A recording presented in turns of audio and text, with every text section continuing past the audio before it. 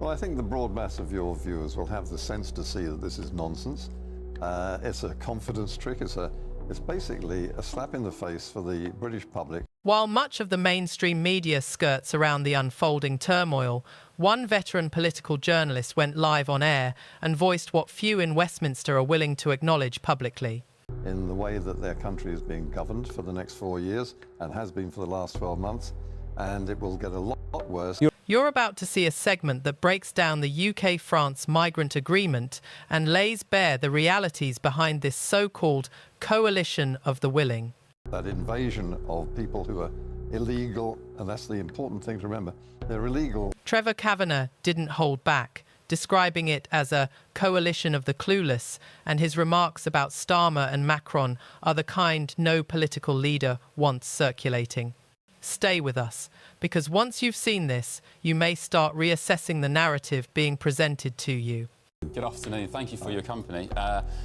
Sorry it's under these circumstances, actually, because looking at those pictures from the channel there with Nigel Farage, Mark White, hearing the potential detail that's been leaked about this Starmer-Macron briefing, which will come imminently on this show, it's all a bit depressing, isn't it? Well, it's very depressing, actually. I mean, this is the so-called coalition of the willing, but in fact it's the coalition of the clueless and the credulous. I think that Macron has no idea what to do about the migrants, but he's very happy to see them paddling off to British shores. And Starmer simply doesn't care, really. I mean, deep down, the idea that he would smash the gangs was always a joke. He had never had any intention of seriously tackling this problem. And we have 4 more years of this at the rate of, what is it now, 80,000 so far. And that's going to balloon over the coming years. Nothing that they're talking about today and what they're about to announce will have any impact on that number, that invasion of people who are illegal, and that's the important thing to remember. They're illegal the moment they set foot on these shores. Well, they are. So they are. I mean, Donald Trump, President Trump and his administration in the US dealt with this quite well at the start of their term. They said these people are, by definition, illegal. They're in the country illegally. But Trevor, the Downing Street spokesman released a statement this afternoon calling them irregular migrants. So when the government of the day... And here's the kicker. Language games. They're no longer illegal migrants. Apparently they're irregular. You see how the terminology is being softened to make it sound palatable? It hasn't even got the balls, the guts, or let's say the competence to describe these people properly. What hope do we have of solving the problem? Well, we have no hope at the moment. We will have no hope while this government's in office. And it is the policy and practice of the left always to rename anything that's unpopular so that it seems like a different problem, and they change the ground rules so that the counting is impossible. I think, actually, it's a calculated attempt to change the face of Britain, and I was... Now, this is where it gets explosive.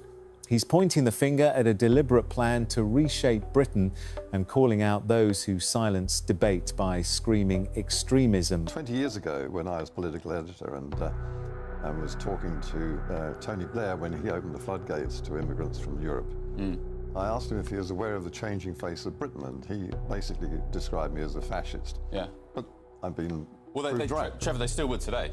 If you're suggesting it's intentional, and I can see why you'd say that. I mean, when you see the levels of incompetence, you've got... I just said to you off air, when you have strange men, thousands of them, from faraway lands, nobody knows who they are, where they're from, getting hold of dinghies from the French equivalent of Tesco, coming across the English Channel, and not only that, but the land of milk and honey that awaits them, the freebies, the bus passes into town, the spending money from the Home Office, the dentistry, the NHS, the Wi-Fi, so on and so on. We see it all over social media. They boast about it. They almost troll Brits and Britain with the fact they're here. When you see all that together, it's hard not to think that it's just beyond something to do with competence, isn't it? Well, I think it's very easy to believe it's something beyond incompetence. I mean, we date back to that comment by one of the Labour Party researchers who said that this was to rub the nose of the Tory right in the issue of migration. And that is exactly what's been happening ever since. This is a calculated attempt to divide the country in many, many ways, not just on immigration, but on various other grievances. So who's behind it then?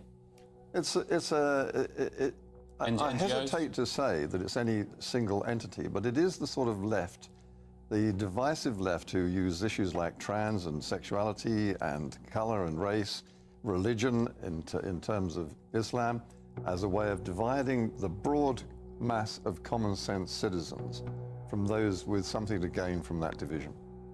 Of course, if Sir Keir Starmer was here, if somebody from the government was here, they'd say, of course, this isn't intentional. They'd probably call you a conspiracy theorist, and me, and probably some viewers at home who go along with that concern. They've said tonight in a statement, the leaders agreed tackling, Macron and Starmer, they've agreed that tackling the threat of irregular migration, and small boats is a top priority for this government.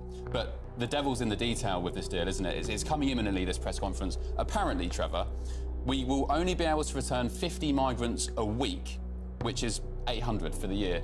Bearing in mind, you probably get 800 to 1,200 a week anyway, so it seems rather pointless. Well, I think the broad mass of your viewers will have the sense to see that this is nonsense. It's a confidence trick. It's basically a slap in the face for the British public, who are not given a say in the way that their country is being governed for the next 4 years and has been for the last 12 months. And it will get a lot worse. And Nigel Farage made a lot of very good comments then on when he was talking from that boat in the Channel, watching these people coming across in very large numbers. It's costing us 800 million a year, or 800 million to the French. It's costing $1 billion a year in housing for migrants in hostels.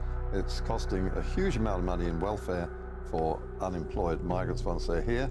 And it is dwarfing the issues. It is the single issue, and it's not going to be solved either by this government or indeed by its successive government. While the BBC and other outlets present this as orderly and under control, Trevor Kavanagh has exposed the full reality behind the operation.